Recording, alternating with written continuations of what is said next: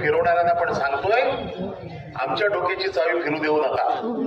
ती जर कधी फिरली तर कुठे कोणाला फिरवून टाकू याची जबाबदारी मी घेऊ शकत नाही.